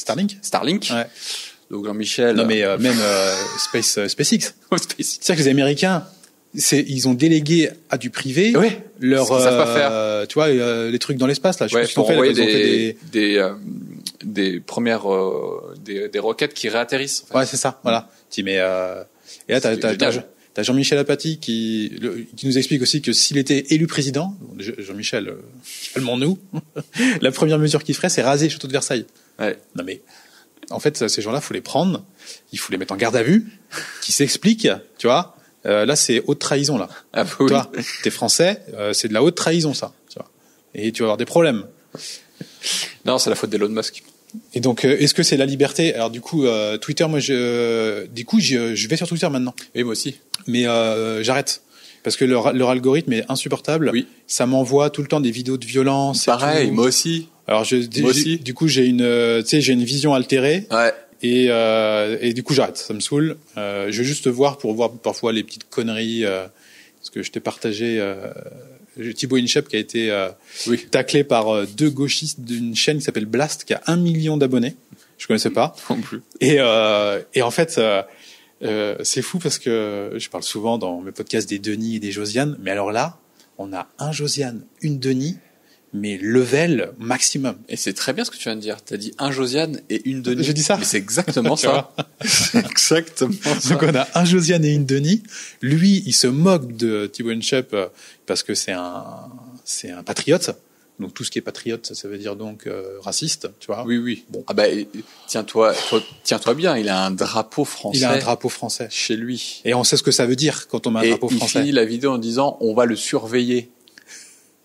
Ouais. D'accord. Ouais. Là parce qu'en fait ça me rappelle un truc. Attends, un truc. Oui. Qu'est-ce que c'est déjà? Et qu'est-ce qui et oui, du coup, j'étais voir un petit peu sur lui, tu vois qui c'était. Donc forcément un corps de Denis, il a jamais été dans une salle de sport, il a jamais même couru de sa vie. Et qu'est-ce que je voulais dire avec lui? Et putain, oui, je fais une recherche sur lui, le mec faisait du porno. Tu vois? C'est-à-dire qu'on est vraiment dans la caricature du gauchisme insupportable. Oui. C'est-à-dire que les gauchistes ont quand même des problèmes sexuels. Oui, c'est toujours lié au sexe. Tu vois, ils ont toujours important. Des trucs et tout, c'est toujours chelou. Bah, les drag queens, bon, on peut peut-être pas dire ce que, il y en a qui ont été dans certains pays, tout ça. Le mec, il y a une photo de lui, il a fait du porno avec sa meuf qui a des cheveux violets. Oui. Mais tu te dis, mais il faut les arrêter, ces gens-là, là, c'est pas possible. C'est devenu un homme. C'est devenu un homme avec quoi? Bah son ex. Son ex. Mais non. Je te jure que c'est vrai. Mais non. Est-ce qu'on peut fact-checker cette info, s'il vous plaît? Ils ont beaucoup de boulot à faire aujourd'hui. Vous pouvez fact-checker, vous pouvez vérifier tout ce qu'on dit. Et elle a changé de sexe. Mais il non. ou elle, Yel, je sais pas. Yel sait pas. Yel s'appelle Groot. On sait plus. Yel s'appelle Groot. On sait pas trop, quoi. Putain, sérieux. Bon. Voilà. Bon. Je sais pas, moi, entre Thibaut et Yel, mon choix est vite fait. Bah, tu vois, parce que oui, tu sais, il a fait des vidéos, Thibaut InShape, avec la gendarmerie, avec l'armée. Bah ouais, c'est comme eux, en fait, qui te défendent. Oui. Parce que vu à quoi tu ressembles, gars, c'est-à-dire que tu pèses 55 kilos, tes épaules, ma femme a les épaules plus larges que toi, tu vois, parce que rien que quand t'as fait les courses, elle est capable de soulever les packs d'eau, toi t'en es pas capable. Bah, si t'étais tout seul, il y aurait personne pour te défendre. Parce que ces gens-là, ils crachent sur l'armée, ils crachent sur la police, mais sans eux, en fait, il y aurait déjà des gens qui défendent eux-mêmes, qui les auraient déjà pillés. T'as pas compris comment ils pensent. Pour eux, le problème est de l'intérieur. C'est-à-dire que le problème, c'est le ministère de l'Intérieur. Le problème, c'est les forces de l'ordre, c'est les pompiers, c'est tout ce qui représente la force, la virilité, l'honneur, etc., etc. C'est ces vieilles valeurs de facho. Ça, c'est tout ça. Pour lui, c'est le danger. Ouais. Mais c'est fou de. C'est pas les gangs de voleurs de montre pour lui le problème. Non, parce que ça, c'est un épiphénomène. Ça, c'est juste un sentiment, c'est tout. Puis ça existe pas. Et puis, c'est à cause des médias qui en parlent trop, et donc, du coup, les gens, ils voient ça. Je crois que c'est à cause de toi et moi, hein. Évidemment. Les hommes blancs, là, de 40 ans, qui ont un peu d'argent, je pense que c'est nous. C'est pas toi qui dépouille les gens, là, à la sortie du RER? C'est pas toi qui plante, là, les gens? Bah, nous, on prend l'argent des pauvres gens. Moi, je dis du shit et je pisse dans les cages d'escalier. C'est bien connu. Ouais. Donc, j'espère que ce phénomène va quand même s'arrêter. Ce qui m'inquiète et ce qui me rassure, c'est que quand on fait du contenu comme on le fait, déjà, maintenant, on ose le faire. Oui, on l'aurait peut-être pas osé le faire avant. Non, il y a peut-être 3-4 ans... Oui, c'était plus chaud. Alors, il y a peut-être 3-4 ans, j'aurais peut-être pas été aussi tranchant aussi dans mes idées, tu vois. J'aurais été un petit peu plus... oui, attendons, laissons un petit peu les choses évoluer, il y a des choses qui sont bien là-dedans, tu vois. Comme toi, l'éducation un petit peu non-genrée, j'ai partagé des trucs là-dessus, et parce que je crois à l'éducation non-genrée. Mais en fait, ce que comprennent les gens là-dedans n'est pas... Oui, ce qu'il faut comprendre. Ouais, ce qu'il faut comprendre et ce que j'applique. Tu vois, mes enfants ont une éducation non genrée, entre guillemets. C'est-à-dire que ils ont pas une chambre de princesse avec des posters de Cendrillon, enfin pas de Cendrillon, mais de la Reine des Neiges partout, tu vois. Ouais. Mais ils portent pas les talons non plus, Gaspard et... Voilà. Mais tu vois, Gaspard, hier, il s'amusait à mettre la robe de sa sœur. Ouais, il s'amuse. Oui. Mais non, c'est un jeu. À aucun moment, je vais me dire, oh, attention, tu vois. Enfin, évidemment, ce sont des enfants, ils s'amusent. Et ça me fait penser à une gauchiste sur les réseaux qui a commencé en même temps que nous il y a longtemps, qui a écrit un bouquin sur l'éducation non genrée. Et son contenu était assez insupportable là-dedans. C'était attention, éducation non genrée, il faut faire ça avec les enfants, tout ça et tout. Et jusqu'au moment, au jour où elle partage sur le réseau, sa fille, sa chambre, c'est la Reine des Neiges, tu vois. Et son fils, c'est Cars. Mais tu sais, comment on peut appeler ça? Comment on peut appeler ça? Il faut que je trouve un nom. Si, en fait, les gens, ils ont besoin, cette communauté de personnes a besoin d'attirer la lumière sur elle et et d'exister. Aux États-Unis, on appelle ça du virtue signaling, du signalement de vertu. En fait, c'est pour montrer aux autres que toi, tu vas sauver la planète Terre, d'accord, que tu vas faire d'éducation non genrée, que l'école de la République publique c'est bien, que tout le reste c'est bien, il n'y a pas de violence, c'est un sentiment. Par contre, chez toi, Donc déjà chez toi, t'as pas accueilli toute la misère du monde, bizarrement. C'est bizarre. Ouais, Il y a qui dans la chambre invitée? Il y a papa, maman, il y a personne d'autre. Ensuite, t'as la chambre de la Reine des Neiges. Ouais. Tes enfants vont dans une école privée, bien sûr, catholique, de préférence. Tu manges un bon steak haché quand ça te fait plaisir, une bonne côte de bœuf, tu vois. Mes photos, regardez mon nouveau plat vegan. Quelle arnaque ces gens-là. Quelle arnaque. Ah, ça c'est un fléau, ça. Tu sais, c'est comme quand je poste sur LinkedIn un contenu un peu polémique où j'ai publié récemment un contenu où j'explique que je n'aurai jamais de salarié en France parce que j'estime que le code du travail français c'est une arnaque, la CGT, les prud'hommes c'est une arnaque, etc. Et en fait, il y a beaucoup de riches, donc je touche beaucoup de monde, il y a peu de likes, peu de commentaires et j'ai beaucoup de gens qui viennent en privé me dire tout timidement, Alex, je suis d'accord avec toi. On va faire un peu d'ASMR. Je suis d'accord avec tout ce que tu dis. Mais comme mon patron et mes collègues me suivent, je peux pas liker et commenter. Mais bravo, je te kiffe. C'est vrai que c'est ouf, hein. C'est incroyable. Ouais. En fait, de plus en plus de gens récitent la petite poésie étatique qu'on leur a suggérée avec force d'apprendre. Mais en fait, ils le disent juste par conformité. Mais avec le temps, ils y croient de moins en moins parce que face à l'épreuve de la réalité, ils sont obligés de reconnaître que tout ça, c'est de la merde. Ouais. Mais tu sais, ça me fait penser à un truc où je sais qu'on doit pas dire le nom sur YouTube. Voldemort? Non, enfin Ah oula, Didier? Voilà, Didier et compagnie. Et ils avaient fait un sondage. Est-ce que vous allez vous faire Donc ceux qui nous écoutent, essayez de faire marcher. Parce qu'il y en a qui nous regardent, donc on peut comprendre. Ceux qui nous écoutent en podcast, essayez de faire marcher. C'est un truc qui s'est passé en 2020, voilà. Un petit truc. Du truc, voilà. Et les gens étaient contre. Tu vois. Les gens étaient contre. Est-ce que vous allez vous faire non, je vais pas me faire évidemment et tout. Surtout pas mes enfants, tu vois. Et du coup, ça a commencé gentiment, où ils se sont fait mindfucker avec un excellent marketing. Oui. Parce qu'évidemment, le lancement était. Voilà, parfait. On va s'occuper d'abord des anciens, il faut les protéger, donc c'est normal. Donc en fait, le produit commence à être vendu, exactement comme les lunettes qu'on parlait de chez Apple. La cible marketing, la première n'est pas la même que la cible finale. La cible finale, c'est Josiane. Mais au début, on la vend pour l'entrepreneur geek, qui a de l'argent, tout ça, productivité, tout ça. Donc là, on a attaqué les boomers de front. On leur a dit, ce produit, c'est pour vous, allez-y. Donc les boomers ont commencé. Et en plus, qui est pourquoi pas une bonne idée, parce que ils sont à risque. Ils ont commencé à en partager. Ah, tu t'es fait, tu fais, hop, au boulot. Et toi, tu t'es fait, tu comptes te faire. Ce qui est bien, c'est qu'on peut remplacer ça par plein d'autres mots aussi. Chacun fait ce qu'il veut. Pour les gauchistes, ça va leur plaire. Et donc, du coup, ils ont commencé comme ça. Et quand t'as tes collègues qui arrêtent pas de te demander, tu t'es fait, Oui. 4 fois. Ça fait mal. 4 fois. J'en ai redemandé.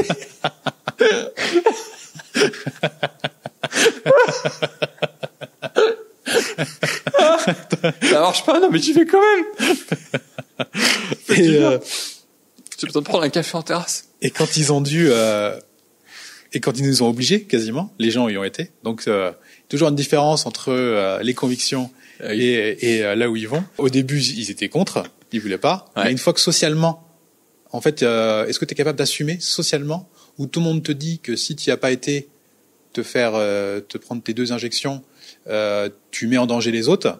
Donc socialement, en fait, tout le monde est en train de te dire oh là là là là. Donc en fait, tu y vas. Et c'est pour ça que les gens ne likent pas ton post LinkedIn, parce qu'ils ont peur du regard des autres. Des gens, en fait, qui n'ont aucune conviction, évidemment, qui n'ont aucune épaisseur, aucune densité. Ils pensent parce qu'on leur dit de penser comme ça. Mais ils n'ont jamais pris le temps d'aller voir, d'aller s'informer, de comprendre. Donc, c'est beaucoup plus facile de penser ensemble la même chose. Et s'il y en a un qui sort de la pensée que eux, en fait, ils sont pas sûrs, en fait, ils doutent. Bien sûr. Donc, s'il y en a un qui doute, il dit putain, mais ça se trouve, il a raison en plus. Non, toi, viens avec nous, toi. Dans le doute, il préfère conserver son salaire. Oui. Non, mais il faut que s'il y a une brebis galeuse qui commence à sortir d'une théorie que tu n'arrives pas à théoriser, justement, à comprendre, c'est pas possible. Donc, on va vite te reprendre. C'est ça. Et c'est pour ça que les gens ne likent pas sur LinkedIn. Et pourtant, ils sont poussés 3 fois plus, donc ils sont très lus. Donc, ça veut dire, en fait, que les gens vont jusqu'au bout de ton post, qu'ils vont lire les commentaires. Ils ont un avis, et qui s'abstiennent de le dire, et qui viennent me le dire, ou qui viennent me le dire en privé.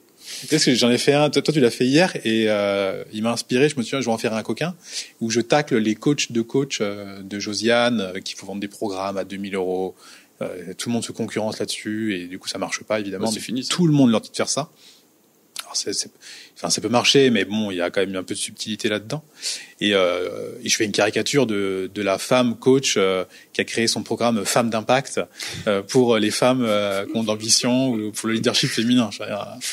Puis il y en a des dizaines de milliers qui font ça. Ça a vraiment changé, quoi. Et évidemment que c'est juste, tu vois. Et je me suis dit, allez, lui, il va enfin prendre. Donc j'ai regardé le reach, il est à 400. Donc pour moi, c'est beaucoup parce que mon compte est nouveau. Oui. Mais j'ai 3 likes. 3 likes et un commentaire. Ça doit être toi, je crois. Moi, je t'ai liké. Moi, j'ai pas commenté, je t'ai liké. Tu vois. Je vais mettre un petit commentaire pour relancer l'algo. Mais les gens osent pas. Ouais, complètement. Alors, on a parlé des influenceurs, on a parlé d'ailleurs je l'ai pas dit tout à l'heure, mais pour les enfants, moi j'avais regardé c'est quoi la limite entre carrière précoce et danger pour nos enfants. On en a déjà un peu parlé, mais j'avais regardé juste par curiosité, parce que là on donne beaucoup de devoirs à ceux qui nous écoutent aujourd'hui. J'ai regardé combien pouvait gagner un enfant influenceur sur les réseaux sociaux, parce que c'est quand même intéressant, parce qu'après on va parler juste de des adultes et ce qu'ils font aujourd'hui. Alors pour les enfants, je suis tombé sur Ryan Kadji. Ouais. 30 millions d'abonnés sur YouTube, il publie des vidéos où il teste, il joue avec des jouets, où il teste des jouets, etc. Et il a quand même 2 vidéos qui ont atteint le milliard et plus, une vidéo à 1,1 milliard et une vidéo à 2 milliards qui sont aussi sponsorisées visiblement par des marques. Combien gagne Ryan Kadji, mon cher Fabien? Je sais parce que tu me l'as dit avant, mais moi j'avais pensé à... Alors déjà je t'ai demandé pour mesurer c'est quoi les vues moyennes? Ouais, il poste une vidéo tous les jours, tous les 2 jours. Les vues moyennes sont pas incroyables aujourd'hui. Elles sont à 100, 200 000 vues, 300 000 vues. Ouais, il m'y poste beaucoup. Oui. Et là, je m'étais dit, bon, allez, un petit 15-20 millions de patrimoine. 15-20 millions de patrimoine. Ryan Kadji a 12 ans et il a un patrimoine de 140 millions de dollars. 140 millions de dollars net worth. Donc, patrimoine net. Après avoir payé ses impôts. Et il y en a pas mal aussi aux États-Unis. Et tout ça. C'est colossal. Ouais. Donc, si vous voulez lancer vos enfants dans une nouvelle carrière, si vous le faites intelligemment, il y a quelque chose à faire. Après, il est forcément accompagné. Évidemment, c'est ses parents qui... Parce que pour publier tous les jours, c'est une grosse machinerie. Au début, c'est ses parents, puis après, c'est une équipe. Voilà pour la petite référence. Donc, c'est quand même assez incroyable le pouvoir des réseaux sociaux. Nous, on en vit. Oui. Que ce soit via la publicité sur Facebook ou Instagram ou via les contenus organiques comme on est en train de le faire. Pas autant que ce jeune homme. Non, j'aimerais bien que ce soit autant que lui. Surtout à 12 piges. Il n'a pas besoin d'aller à l'école de la République, lui. Il est tranquille. Non, ouais. Ryan, t'as fait tes affaires? Non, j'ai coffré 2 millions hier. T'as appris le lièvre et la tortue? De quoi? Bon, on va finir sur un sujet très épicé. Donc on n'a pas le temps de s'ennuyer dans notre podcast. On en arrive à la fin, c'est pas pour autant qu'on va se faire chier. Ça fait combien de temps là qu'on est dessus? Ça fait un petit moment. Ouais. On a eu les influenceurs qui se sont fait désinfluencés par Booba. Ouais. Donc ils ont plus de produits made in China douteux à vendre. Des faux AirPods par exemple, ou des livres d'infopreneurs. Et donc ils se sont reconvertis. Ouais. Quelle a été la plus grosse voie de reconversion pour nos chers influenceurs de télé-réalité selon toi, mon cher Fabien? Quand tu vends du vent inutile auprès d'une typologie de cassos qui ne fait rien dans la vie, qu'est-ce qui est le plus facile à faire? Montrer son tarpé. Voilà. Je sais pas si on peut dire le mot, c'est un gros mot. Tarpé, je pense que c'est bon. Au pire, il y aura plein de bips. Ouais. OnlyFans, le nouvel Eldorado des créateurs de contenu qui montent leur cul. Ton avis sur ce phénomène? Je sais qu'on est suivi par des entrepreneurs de talent qu'on apprécie par ailleurs, qui sont un peu dans cette thématique. Donc, on peut aimer l'artiste, mais moins son œuvre. Donc, aujourd'hui, je pense qu'on va mettre un petit tacle à la gorge sur ce business d'OnlyFans. Est-ce que tu as quelque chose à dire ou pas? D'ailleurs, peut-être que tu n'es pas d'accord avec moi. Non, moi je suis plus mitigé que toi sur ce truc. Je pense que évidemment c'est de la merde. J'adore. Je suis mitigé, mais je pense que c'est quand même de la grosse merde. Non, c'est de la merde. C'est de la merde, mais en fait ça dépend pour qui. C'est sûr que celle qui prend le chèque à la fin du mois. En même temps, je vais te dire, c'est aussi le business c'est un business libre. Oui. Il y a l'offre, il y a la demande. T'as des mecs qui veulent se palucher, t'as des gauchistes qui veulent aux épaules minuscules, qui veulent se palucher sur des meufs qui ont des gros boules et qui sont prêts à payer pour ça. Oui. Qui sont prêts à mettre leur RSA là-dedans. Bon j'ai enquêté, j'ai fait mon travail. Ouais. J'ai été sur OnlyFans. Donc j'ai trouvé des choses assez incroyable. Des revenus. Des revenus. Oui, bah oui. Donc là, déjà, on a été un peu choqué avec Ryan. Incroyable. Là, on change de catégorie, ça n'a rien à voir, évidemment. Je suis tombé sur une créatrice de contenu que je ne connaissais pas.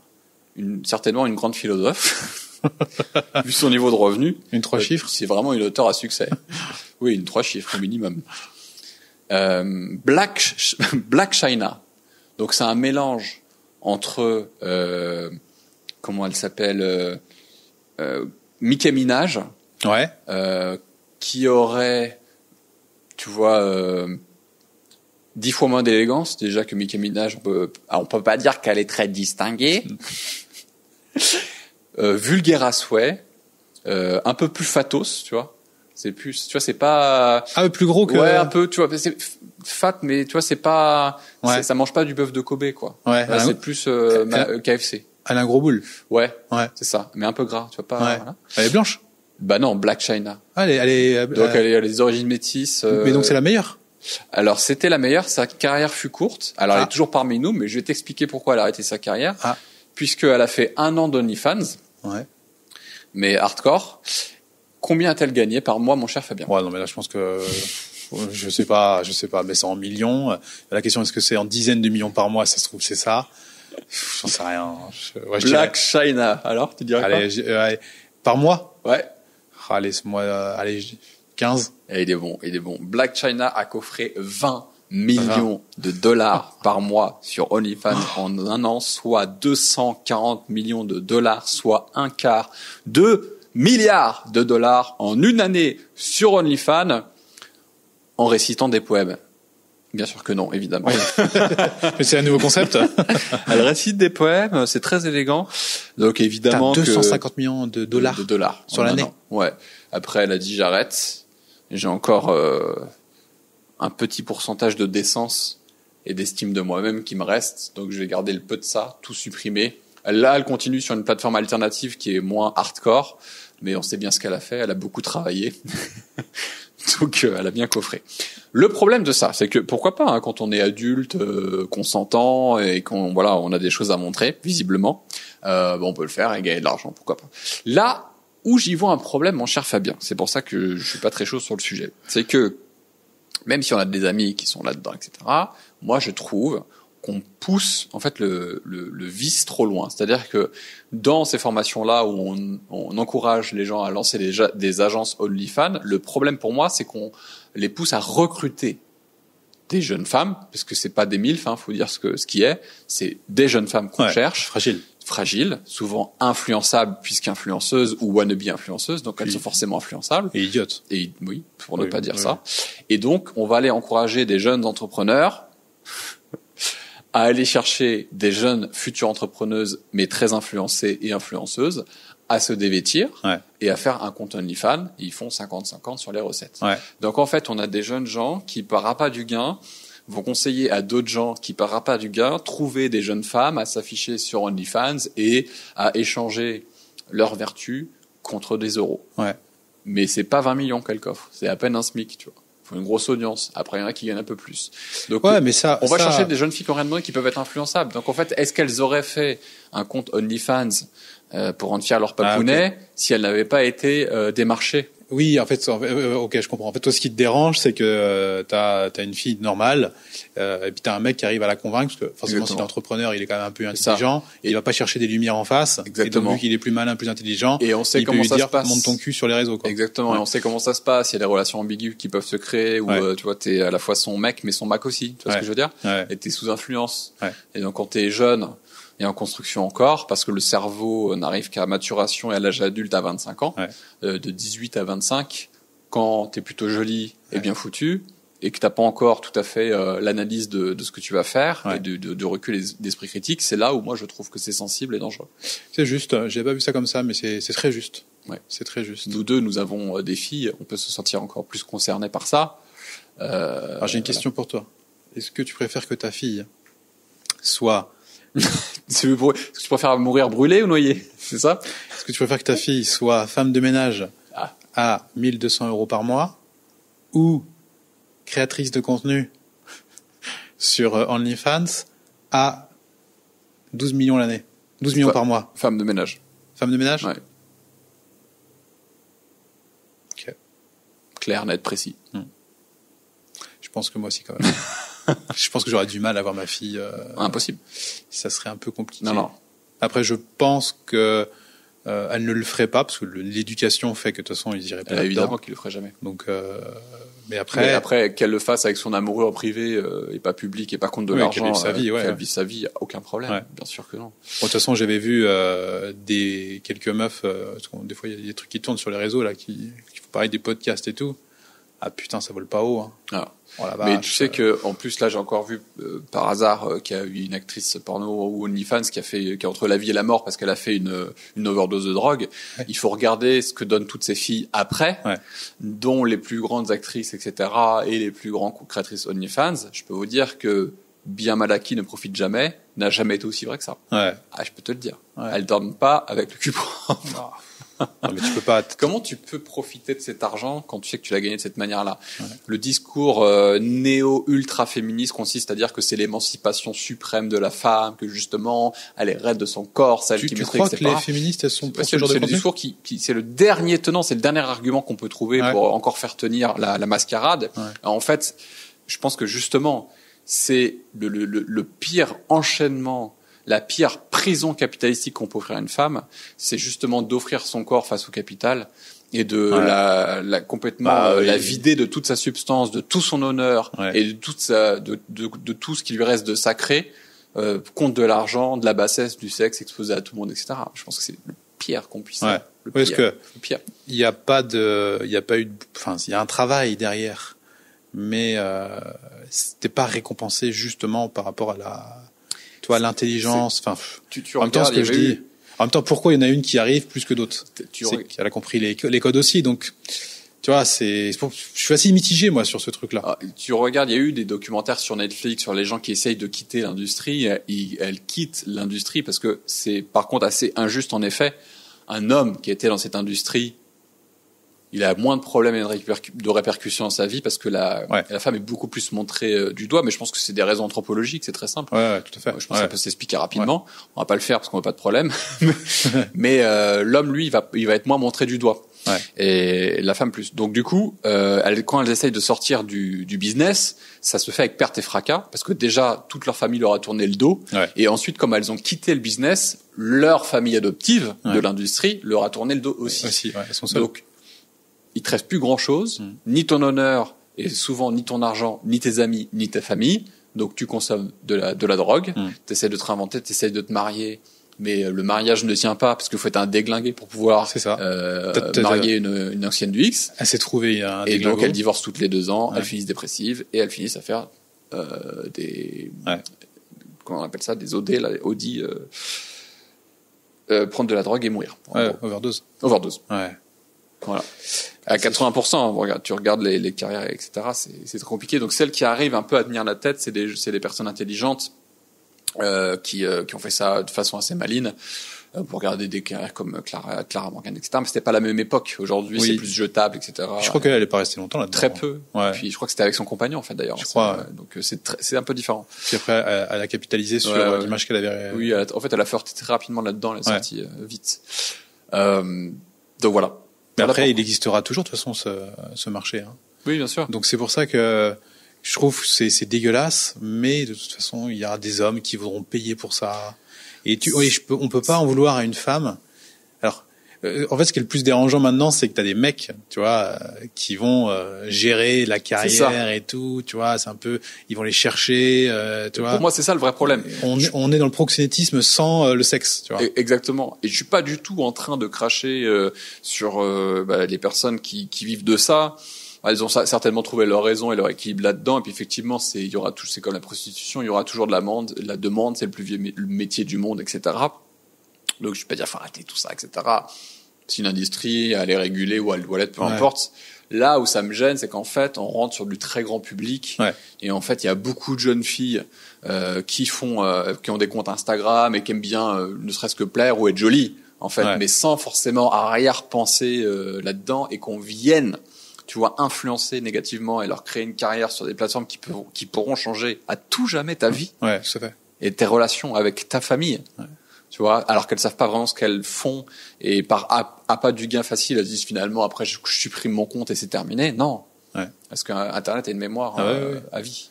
Et même les hommes qui sont derrière tout ça, tu vois, enfin, on est vraiment là dans le...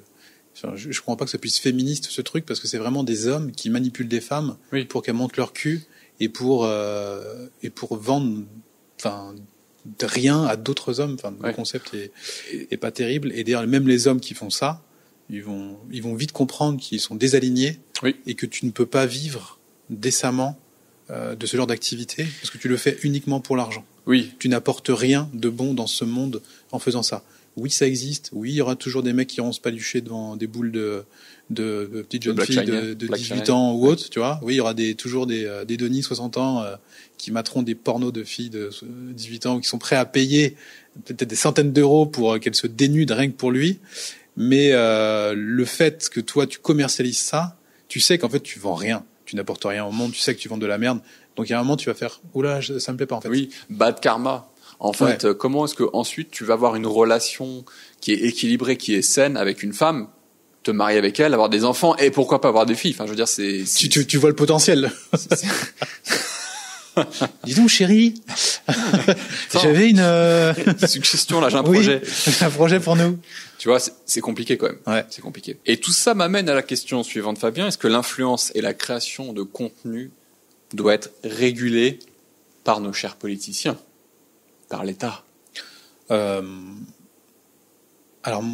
c'est là on est plutôt sur des idées économiques ou idées politiques. Moi, je suis du principe que l'État doit intervenir un minimum. Donc là, est-ce qu'ils doivent intervenir? Déjà, le problème, c'est qu'ils ne peuvent pas intervenir s'ils n'y connaissent rien. Oui. Tu vois. Donc, dans l'idéal, oui, mais avec des gens compétents. Bien sûr. Donc, si on reprend l'influence, moi, ça fait depuis 2016-2017 que je vois ces vrais placements de produits, mais où les gens ne disent pas que c'est un placement de produit. Donc, c'est quand même un peu de la fille de puterie, parce que la personne, elle suit quelqu'un, et forcément, l'influence, nous, par exemple, nous sommes les premiers influenceurs d'Internet, où les gens, quand ils nous le suivent, ils regardent notre contenu, ils aiment bien ce qu'on fait. Pendant longtemps, ils envoient des messages. Ah, mais alors, qu'est-ce que tu consommes comme tel type de produit? Parce que ils ont identifié qu'ils étaient comme nous. Ils aimeraient nous ressembler, entre guillemets, parce qu'ils ont vu qu'on avait un petit peu d'avance sur eux. Et donc, pour gagner du temps, ils vont nous demander, par exemple, oui, t'as acheté quelle caméra, tu vois, pour faire tes vidéos.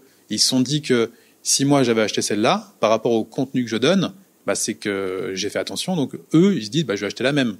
Sauf que si j'ai une autre marque de caméra que je vends pas, qui vient me voir, puis qui me dit, tiens, c'est comme un chercheur scientifique, tiens, je vais te donner 20 000 euros pour faire cette caméra. Tu vois, mais cette caméra, je la prends pas trop, tu vois, moi je préfère l'autre. Si, prends. 30 000.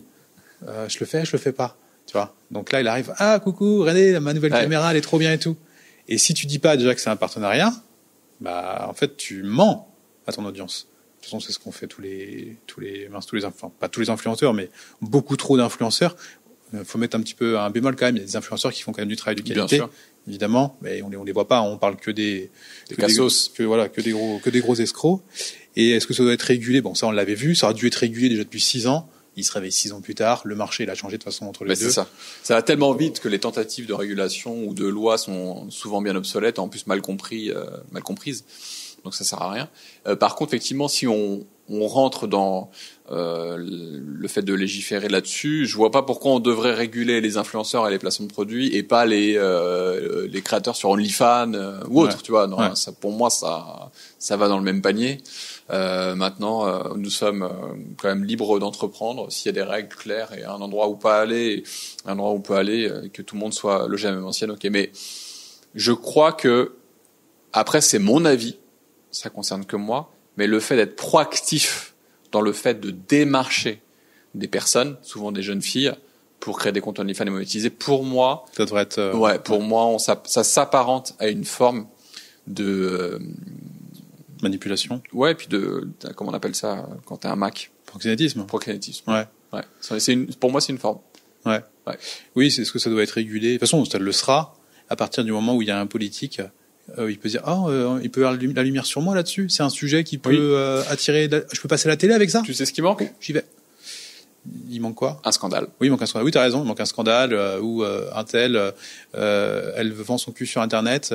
Son client est venu chez elle, il l'a violée. Voilà. Ou c'est une mineure.